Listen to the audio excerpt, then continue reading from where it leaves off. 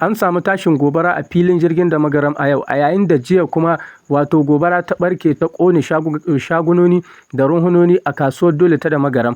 A yayin da kuma za ku ji cikakken labari dangane da kuɗin Nijar da ake magana za su fito, ko kuma a ce kuɗin Nijar, Mali, Burkina Faso, ko kuma kuɗin gamayyar ƙungiyar IAS da ake magana cewa za su fito wato nan ba da daɗewa ba, nan da wata 6 kenan. Ga yanda ake yada labarin a social media, to za ku ji cikakken labari dangane da waɗannan kuɗaɗen.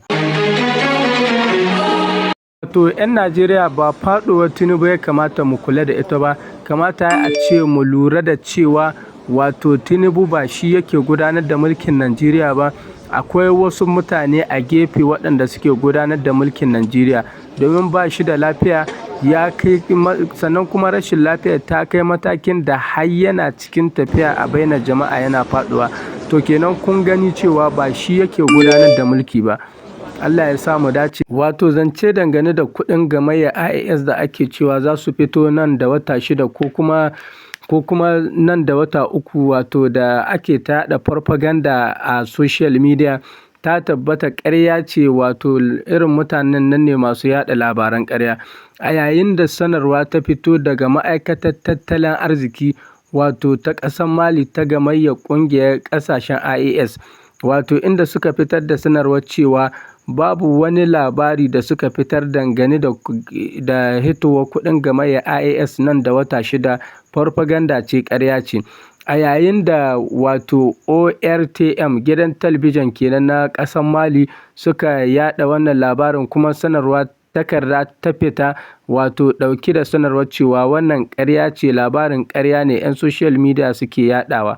Wato wannan itila'i na gobara da yake faruwa a ƙasar da magaram, ko kuma in ce a jihar da magaram, muna roƙon Allah ya tsayar da shi a bakin haka, Allah ya taƙaita wanda ya faru a filin jirgi sannan kuma da a kasuwar Dole.